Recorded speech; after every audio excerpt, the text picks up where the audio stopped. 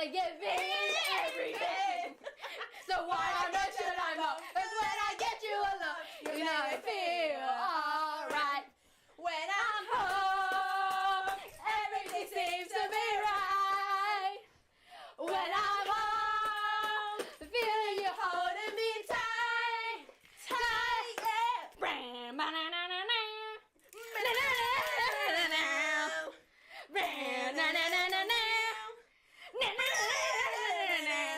So why on earth should I moan? 'Cause when I get you alone, it's gonna feel alright. It's gonna...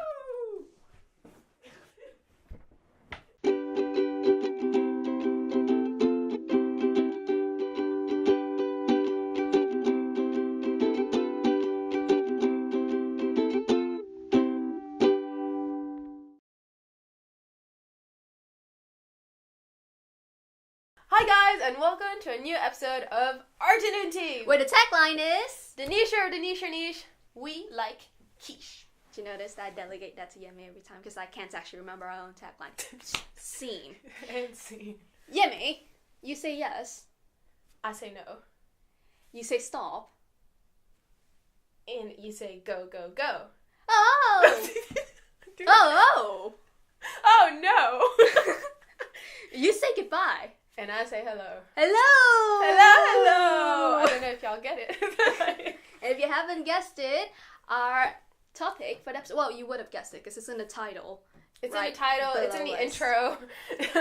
But our episode today is gonna revolve around... The Beatles! And have you seen we got all our Beatles paraphernalia out? Yeah. As you have noticed, we've, like, every episode been featuring the Beatles. Wait, because these are the only mugs I do actually have. Yeah, so we got help mugs. And we got a proper portrait mug. We got a baby Beatle mug. Baby Beatle mugs. Babies. We have Alice's awesome artwork. This is a piece of artwork that I did for my university course last year. And 10 points for whoever, like no points for whoever guessed that this is about. Because it's really obvious. So basically your brief was to build a shoe. Not build a shoe, just make a shoe. Decorate a shoe. To represent a famous person. Yeah, and I went the easy route and made it really obvious. But, like, that's the brief. Like, you need to be able to look at it and go.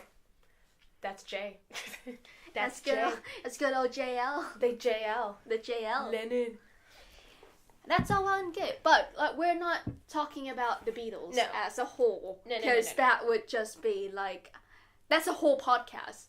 That's not just a whole podcast. Standalone podcast. That's not just a standalone podcast. That is several podcasts that already exist. Exactly.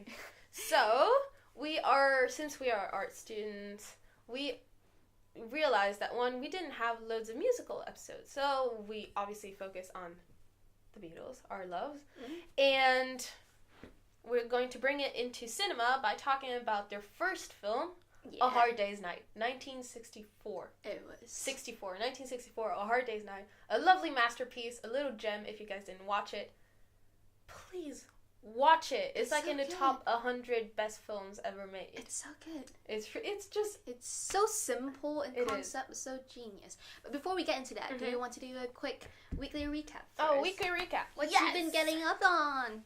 What have you been getting up to, Yemi? That's my scouts.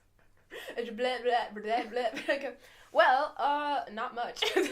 No, as in I did loads of uni work, which I'm very proud of. Mm-hmm. And then I finally watched Bohemian Rhapsody, which I love. I absolutely loved it. Obviously, it has its flaws. But if you want a good time with great music, with incredible actors, with incredible aesthetics, go watch it. And it's also a great way to get to know Queen if you don't know Queen. If you're under a rock. I mean, if you don't know Queen, then we're gonna have serious issues. If you've been living under rock. No, doesn't work. I'm not joining you in this. Alice, that was bad. I'm sorry. That was bad. I didn't think it through. Yeah, but that aside, I definitely...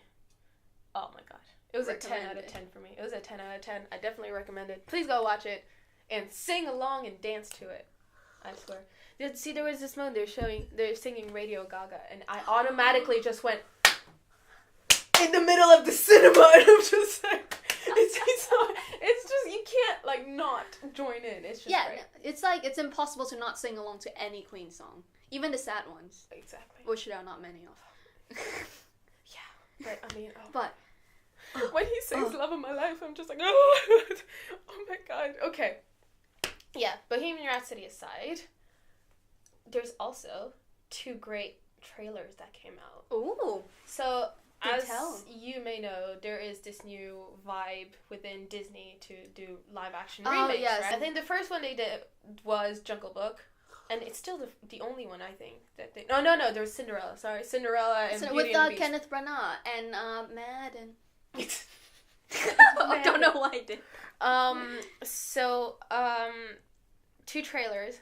Dumbo, which will be directed by Tim Burton. Ooh, I'm excited for that. And yesterday, that's... The Lion King!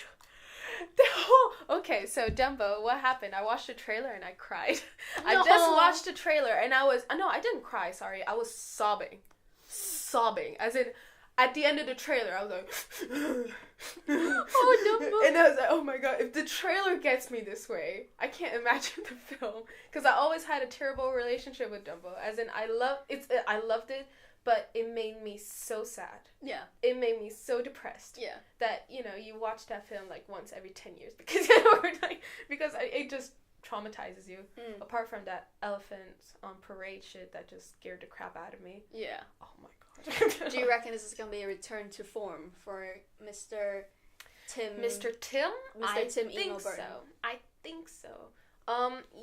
It actually really looks like, wait, what was that film? Was it, oh shit, I forgot the name of the film. What? The one... Describe it. Okay, we'll so it's Ewan McGregor talking about his dad.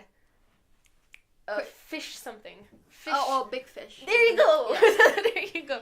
So it really looks like Big Fish. Like, it has that really fantasy vibe. Because obviously we're talking about circus. I'm freaked out about clowns, though. I'm really there were some clown representations, so I was just like, ah! So I'm not too sure about that. But then, apart from that, I have great hopes for it. And obviously yesterday, Lion King. From what I've seen, it is a teaser, so it's not a full-on trailer. They remade the opening, and it's really faithful to the actual cartoon. Okay. So I guess this is what you would expect, but as a remake, you expect something more out of it. But I'm faithful in Jon Favreau, man. I love Jon. I love him. And it just, oh my god, the feels, man. The feels, I got so excited. But I'm pretty sure they're going to show that. Daddy? Daddy, wake up! So, oh my god, I don't know how I'm going to survive that one. I'll be bawling in the cinema going, wake up, Mufasa. Do you know what that just reminded me of? What? It's like quite appropriate because we were talking like the whole Disney live action trend. Yeah. Obviously, Jungle Book's already happened. Yeah. But like, do you remember? Like, you probably know this. When they were first making the Jungle Book, the Beatles were offered the roles of the vultures. Yeah, yeah. Like, wouldn't it be cool if they were still alive and like they actually took the role? That would be so great. To like, what you want to do? I don't know. What you want to do? It would have been great. It would be great if they had like. Yeah, because now in the cartoon they're just lookalikes. Yeah. They're lookalikes and soundalikes. Yeah. But they're not actual Beatle voices. I was like really disappointed that once they like failed to get the Beatles, they didn't move on to the Stones or something. No, it's just the Beatles. We need them. Oh man, but Alice, how has your week? My week's been good. It's been interesting. I've been doing a lot of printmaking. Yeah, and it looks awesome. Aw, it looks so cool. I love printmaking so much, but like, so I want to like, on one hand, I want to get as much printmaking done as I can while I'm still in uni because I still get access to the facilities. But on the other hand, I don't want to do it too much because I don't want to fall too in love with it because once I graduate, I won't have access to printmaking facilities anymore. And it's really sad. And I'm like, But no, I've been busy with that, and I've been busy. Oh, I did Saturday Art Club, which I told you and Daria about. I won't tell the actual story because that would just take up way too much time. But if you don't know, Saturday Art Club is this really cool initiative where a lot of kids from GCSEs and A-levels who want to do art and want to know what art is like in university, then they can take Saturday Art Club every Saturday. They'll come to a university and have a little session of what art is like in university. And last week was about printmaking, and John the technician asked me to come around and help him, and it was so much fun. It's really nice to see, like... Were you being a mentor to the young kids? To the younger generation? I was showing them what's like the appropriate posture to run the printmaking press, because what do you do? Yeah. Oh no. Oh no, I fucked camera. Oh no. I didn't tell, I forgot to tell Daria I was going to stand up. Show us the printmaking posture. Actually, the printmaking posture is you have to roll the press like this, and the appropriate way to do it is if you have your feet together. Yeah. You use your entire upper body weight. You keep your knees straight, use your entire body weight, and you imagine yourself as a crazy Christmas toy. Just go, and it's the weirdest feeling. It's like there's like a split second when you're airborne. And you're just like, this is weird. Yeah, but it works. But then it's really hard to get into it at first because you're really scared of falling over and you don't want to make a fool. You need to find your rhythm. Yeah, you need to find your groove. But yeah, it was really fun teaching. I mean, and you can see, and I have that feeling all the time because I do a lot of printmaking. When you first see your prints, when it just came out of the press, you flick the blankets over, and you're like, oh. Because in printmaking, there's no in between. Yeah. You either nailed it, it's amazing, like nothing you could imagine, or it's shit. Looks like crap. Yeah, it's just, I was like, oh, I did everything wrong. Well done, me. So that moment of tension before you peel the paper off the plate, you're like, ah. And then you're like, talk! And that, like, look, the anticipation, the satisfaction, I get to see it in their little faces. Do you ship it with anticipation? Oh, yeah. That's printmaking for you. And it's really exciting. And also, us collectively, we went on a Sally Ann Scourge. We did, and we found awesome things. Daria bought I don't know how many DVDs. She bought 6. Okay, 6 DVDs. All the DVDs. I found my favorite Wes Anderson, so I was really happy. And also insert Yemi's amazing tea light find here. His name is Michelangelo. I've named my tea light holder Michelangelo. It is the most extra thing I've ever seen. So I got home, I lit it up because I was just impatient. You're like, I need to see what this looks like. And I suddenly felt like a fortune teller. I was just like, ooh, what do I see? What do I see? I was just like, oh man, thank God nobody was around me because, they would have sent me to an asylum probably because I was genuinely like adoring. I was an admiration towards this tea light holder. It is an amazing thing. Thank you, Alice, for pointing it out. I'm gonna get this tea light holder. Yeah, because I have like a very, bourgeois standard tea light holder, and then Alice found Michelangelo. Like, look at that thing. And she was like, So yeah, now you guys know that I'm completely obsessed with weird furniture. That's not just you, that's all of us. Look at my house. It's fair point. Like, I'm gonna stand up, Daria. Don't need to follow me. No. Like, oh my God, yes. I was shooketh when I saw that. I've got a pencil sharpener that is... No, show it to the other camera. I've got a pencil sharpener that is a printing press. How amazing. And I can do like a little printing, and then it's like a, and that's my, it's just to show my love for printmaking. Even though this is not the press that I use, because I do etchings and not relief printing. Is that like an old school press, like a Gutenberg press or something like that? I think so. It might be. It looks like an old school. So this type of press you normally use for relief printing. Okay. When you do lino or like letterpress and things like that. So to use this press, I use the other press when you have to push it through a roller. Okay. So yeah, so I don't really use this press, but it just and this is also an antique find. And just then we got baklavas because we fancy baklavas. I don't know if I should try it. I don't know. Just like it took us a while to find them. Yeah, Yemi is a very picky eater.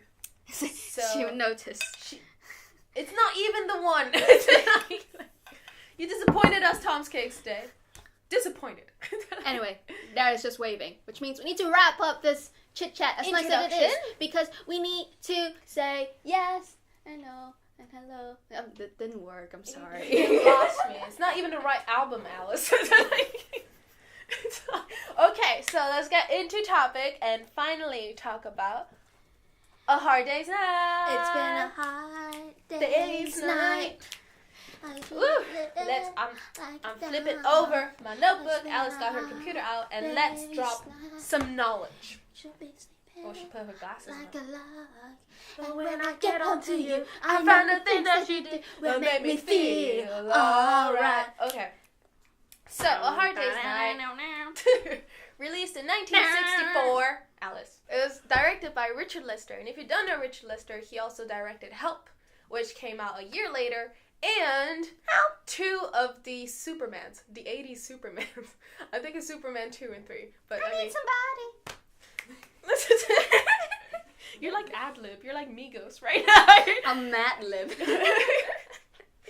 And so this film came out at the height of Beatlemania. It established what Beatlemania was. And if you don't know what Beatlemania is, it's basically the invention of the crazy fangirl. And it was the first time that a band blew up globally. And I think 64. So this is a representation of what Beatlemania was, yeah? A very subtle representation. Wait, you need a stroke. Okay, there you go. So that's a proper Beatlemania representation. End scene! Oh. What an actress. Here is your Oscar. Okay, sorry. And yeah, so 64 Beatles were famous all over the globe, like all the way to Japan, all the way to South America, to US, just super famous. And this film also helped to sort of brand the Beatles. Yeah, because they were the cheeky chappies. You've seen their interviews. They were cheeky chappies. They're like They're just the four dudes from Liverpool. You know, they're cute. Then there was also when so you have individual fangirling too, because then you had all the fan mail to John. You had Paul, George, Ringo, whatever, and it genuinely branded them, because each member, let's say, there wasn't just the lead singer and then the rest of the band. Each member had a personality, and they were just a perfect family. Yeah. And they complement each other perfectly. Yeah. And also the film, even though yes, it was scripted, but it was also very authentic, because it was written like specifically for them, and made with them, and like the tea. Sorry. And it's like a great lesson in it's like you watch it and you feel like you feel like they're your friends. Yeah. And you feel like I get along with them. Yeah, but apparently the writer, I think it's Alan.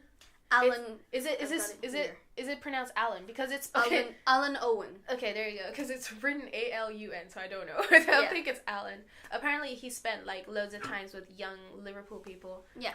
Before writing the script, so that he could be as authentic as he could. Yeah. And you genuinely see that. You don't feel weirded out by their performances, because it doesn't even feel like a performance. Yeah, it's just them being them. You feel like you're just hanging out. It feels almost like a backstage documentary. Exactly. Yeah, because it doesn't. Yeah. And so this film helped to create the idealized version of the Beatles. So like if you think of the Beatles, the perfect little Beatles, then it's bowl cut Beatles with their tie and suit, and then just playing lovely little and just having a great songs while they bob their head. Yeah. And later on they feel a bit restricted by that, and then they expand, and that leads to the breakup. To revolution Beatles. Yeah. Revolution and political Beatles. Yeah, and George got a bit too high in India Beatles. India Beatles. India Beatles. Magical Mystery Tour. That's a whole face. And it was really, on top of it being idealized, there was a huge part of truth in it because it was a time where everything was okay for the Beatles. So yeah, no breakups, no death, no crazy social politics stuff. The Magical Mystery Tour still didn't happen, so manager still didn't commit suicide. It was just genuinely a beautiful time. It was a glorious time. They were booming. Everything was great. They were teenagers having fun. Yeah, they got their Epstein. They got the George Martin. They got everyone was just having a great time. It's great, like escapist, and that is quite relevant because we were just talking because we were just telling Daria about some of it because she was not as in tune as she was not as Beatlemaniac as we are. But I was just telling her about there's if you watch like the Beatles documentaries, there was that, I forgot which one it was, but Whoopi Goldberg was on because she was a big Beatles fan. And the Beatles, they do like my favorite kind of social activism back in those days. It's not the flag waving, it's not the marching, it's just the casual acceptance of when the Beatles played in America back in the 60s. They America was still very segregated. There was, colored people like, sitting here. Oh, if they're colored people here, you can't have white people with them, and all that, Rosa Parks stuff. Crow boy. Yeah, and then when the Beatles came over, there was like a lot of, they're gonna play there, are they gonna like allow? And they were just completely confused about this whole idea. Like, no, we just want to play music. We just want to play music, and everyone should enjoy. That was the best Scouts I've ever done in my life.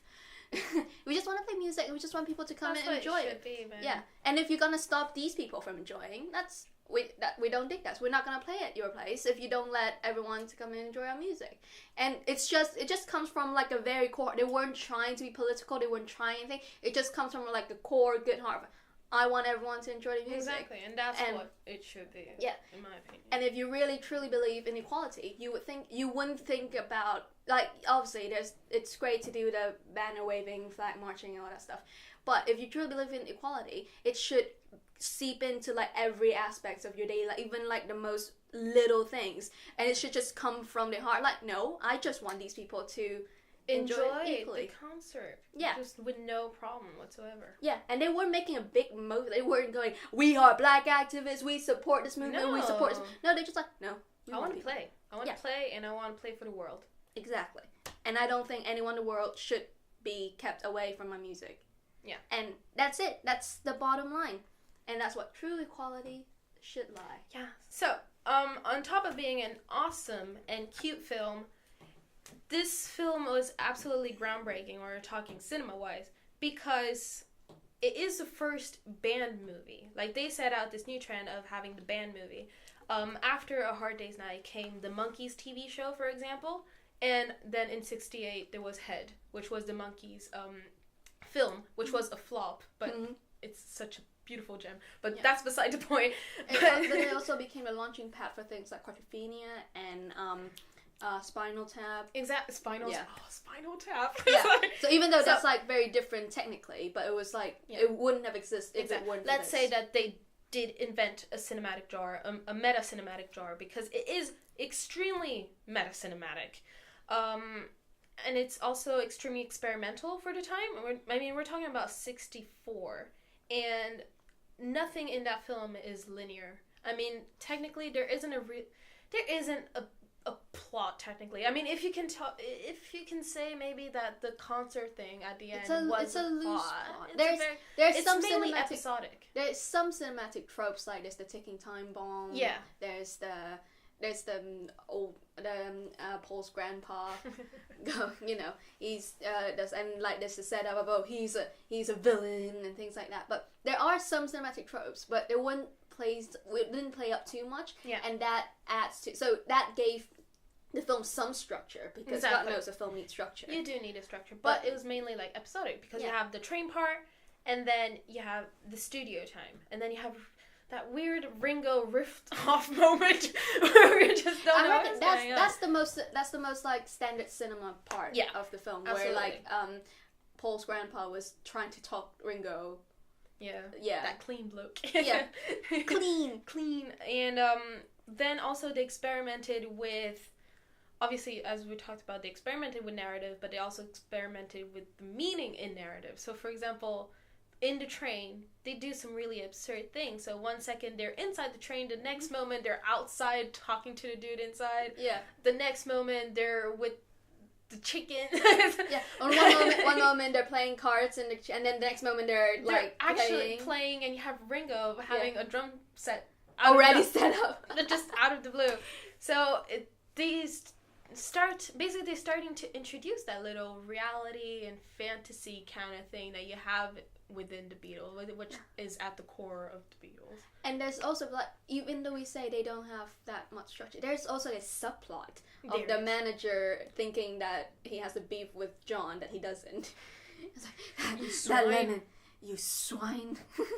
Yeah, so I think it's definitely groundbreaking when you're talking about cinema, because a lot of people don't realize the impact that this film has had within cinema. And even though I'm a very big Beatles fan, and Yemi's a very big Beatles fan, my wonderful partner, boyfriend, lover, sex machine, boy toy. He's gonna be so happy to see this. He's a massive Beatles fan. Ollie's a massive Beatles fan. And when I told him that we're gonna do a Beatles episode, he was like, Alice, don't you dare pull an Alice on this episode, because I would, like, die of a broken heart. So he's got spicy Beatles trivia. That's why you haven't seen me thrown off any of my random stories, because I haven't verified any of them. So instead, last night, he sent me a few trivia about Hard Day's Night, and since he sent me this, he can't fact check me. Everyone else can fact check him. It's fine.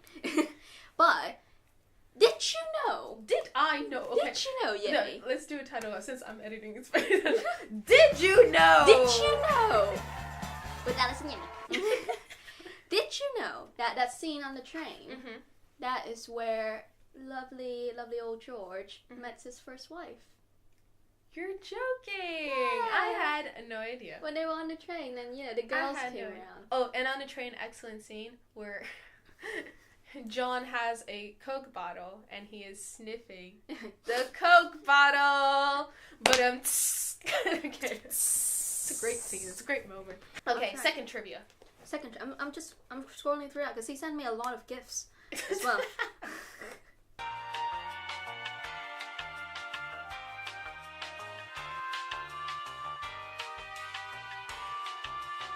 The thing about the film is it had really great quotes, because it is quotable. It is very quotable. What makes a great film is the fact that it's quotable. Quotability. So what are some of your favorite quotes from the film? Swine. You swine. You swine. Or when during that press conference and they were going around answering other questions, like, what'd you call that haircut? Arthur? No, Paul. How's your dad, Paul? No, well, actually, we're just good friends. No, actually, we're just good friends. And so, and when they asked Ringo, would you say you're a mod, or a rocker? I'm a mocker. Oh, there's the entire bit with the studio director. Yeah. So are you sure he's got a wife with a sweater like that? That's another bit of trivia. What? That's just part. That guy in the studio who's annoyed at him, the studio director, he's in all the Beatle films. Really? Yeah, he's in Help, and I think he's in Yellow Submarine. Again, this isn't Ollie trivia, so he's verified it, but no one else has. So yeah, he's in all of them. So it's like, oh, and did you know, I have a little piece of trivia for you too.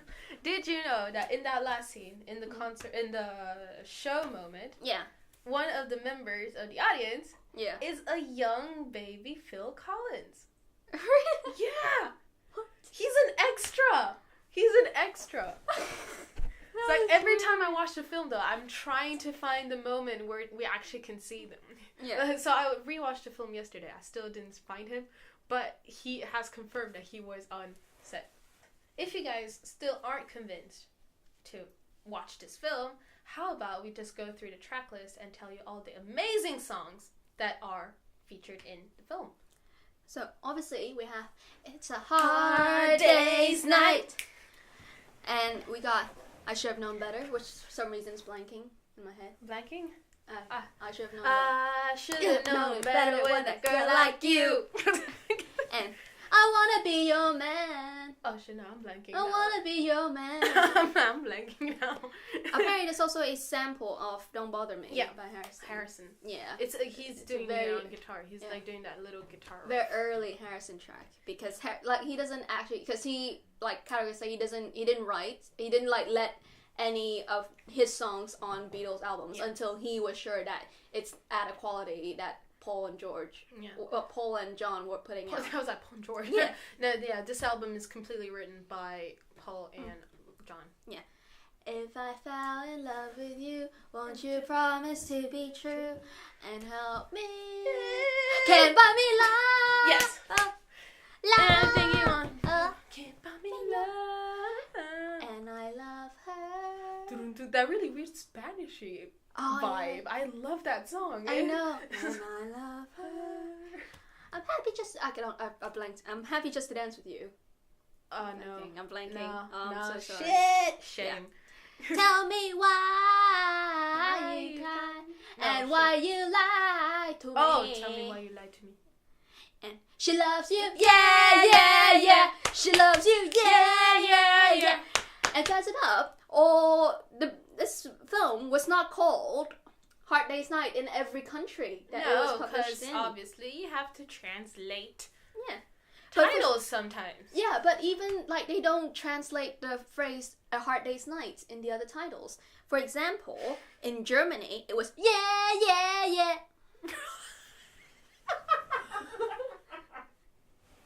That's what it was called in Germany. Yeah. Yeah, it was called yeah. I was gonna do a terrible German accent, and then I. Yeah.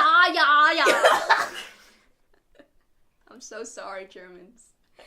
Apologies to Germany. In Italy, it's called. Apologize. Go ahead. I want to hear it. Tutti Bruno. Just all for one. I don't know. This is not a Musketeers film. Why was it called that? I'm so confused. It doesn't just have. Oh. I'm so sorry. Oh, you're like a motherfucker.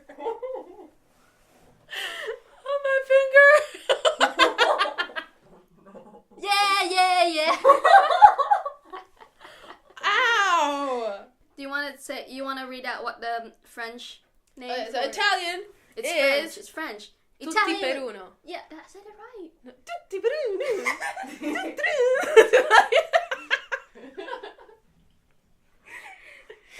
Now I want to hear you say it in French. I tried to make it sound like Italian, Yes, Italian. if you go to Italy, no, but yeah, it's like this. Bruno. I want to hear you say it in French. French. I can't. I'm Vietnamese, so I should know like a bit of French, but I don't. Quatre garçons das Levant. That was not French. I don't know what happened. Go on, actual French. I'm not French. Actual person who knows Okay. French. Quatre garçons dans le vent. Yep, that. And in Finland, In Finland, okay, let's try Finnish. it's called Yeah, Tassa Tulemme. It was yeah, Tessa Tulema, which means yeah, here we come. And in Brazil, it was called Os Os Rei Rei- do Le, which means the kings of yeah. Why? It's just very. So basically, they were fixed on "She Loves You." yeah, they were fixed on yeah. yeah. Except for the Italians who thought it was a Musketeers film. You've been very generic. All for one does not mean it's only Musketeer shit. That is the only time I ever hear that said. No. But yeah, on that note of offending several nations in one go, I promise you I wouldn't pull an Alice, but I did offend several nations in the process. I think it's a good time to end this baby.